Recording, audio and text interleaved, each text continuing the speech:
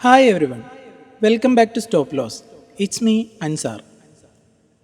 11 mm square കമ്പിയാണ് stair കേസിൻ്റെ hand റെയിലിന് യൂസ് ചെയ്തിട്ടുള്ളത്. സ്റ്റെയർ കേസിൻ്റെ സ്റ്റെപ്പിൻ്റെ റൈസർ ടൈലും ട്രെഡ്സ് ലെപ്പോത്ര ഗ്രാനൈറ്റുമായിട്ടാണ് കൊടുത്തിട്ടുള്ളത്. ഹാൻഡ് റെയിലിൻ്റെ പിടിയായി കൊടുത്തിട്ടുള്ളത് തേക്ക് മരമാണ്.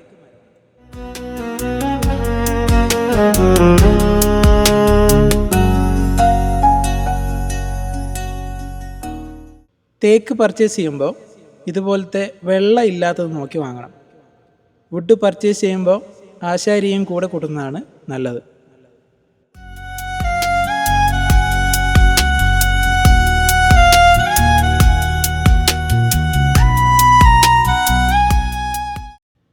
മരം വളയ്ക്കാനാവാത്തത് കൊണ്ട് ഈ ഒരു കർവ് കട്ടിയുള്ള മരം ചെത്തി ഇതുപോലെ ഷേപ്പാക്കണം.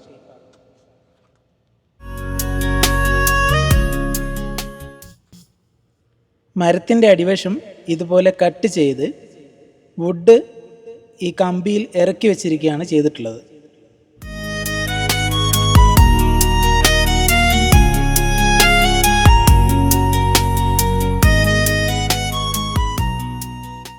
നിങ്ങൾക്ക് വേണമെങ്കിൽ കമ്പി സ്റ്റെയർ കേസിൻ്റെ പുറത്ത് കൊടുക്കാം.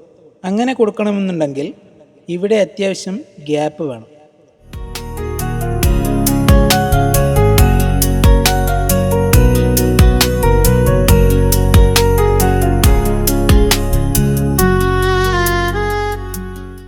ഈ സ്റ്റെയർ കേസ് വാർക്കുമ്പോൾ ഗ്യാപ്പ് തീരെ കുറഞ്ഞു പോയിട്ടുണ്ട്.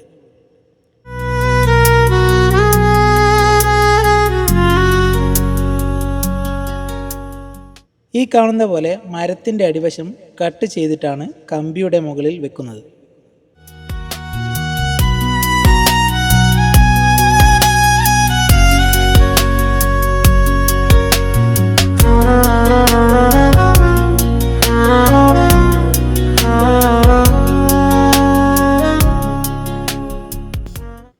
ഇവിടെ ശ്രദ്ധിക്കേണ്ട ഒരു കാര്യം, കമ്പിയും മരവുമായി 1 അല്ലെങ്കിൽ 2 mm ഗ്യാപ്പ് വെക്കണം. പെയിൻറ്റിങ് സമയത്ത് പുട്ടിയിടുമ്പോൾ ലെവലായി കിട്ടാൻ വേണ്ടിയിട്ടാണ് ഇങ്ങനെ ചെയ്യുന്നത്.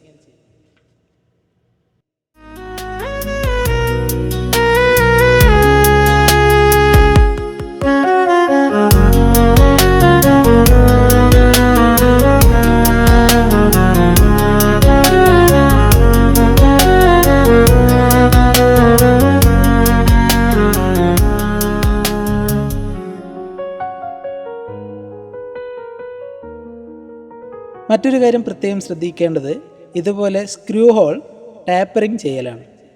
ഇങ്ങനെ ചെയ്താൽ പെയിൻറ്റിങ് കഴിയുമ്പോൾ സ്ക്രൂ പുറത്ത് കാണില്ല.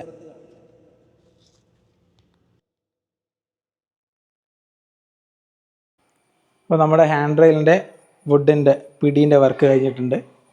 ഇവിടെയില്ല ഈ കേവ്, ഈ ഒരു ഭാഗം ഇത്ര വലിയ കട്ടിയുള്ള മരത്തിൻ്റെ പീസ് എടുത്തിട്ട് അവർ ഇങ്ങനെ ചെത്തിയിട്ട് ഈ ഒരു ഷേപ്പിലാക്കിയതാണ്. അത് ഇപ്പോൾ കേവ്ഡ് അല്ലെങ്കിൽ അത് ഈസിയാണ്, പണി ഈസിയാണ്. ഇങ്ങനെ കേവ് ആക്കുമ്പോൾ പണി കൂടും, പക്ഷേ ഇങ്ങനെ ചെയ്യുന്നതാണ് ഭംഗി. പിന്നെ അതേപോലെ ഇതിൻ്റെ ഈ എഡ്ജ് പേപ്പർ ഇട്ട് വെട്ടിയിട്ടുണ്ട്. 2 എഡ്ജും ഇതുണ്ടല്ലേ, ഇത് ഇത്ര വലിയ പീസ്, വലിയ മരത്തിൻ്റെ ഇത്രയുള്ള പീസ് ഇങ്ങനെ ഷേപ്പാക്കിയതാണ്, ഇതുപോലെ കട്ട് ചെയ്തിട്ട്.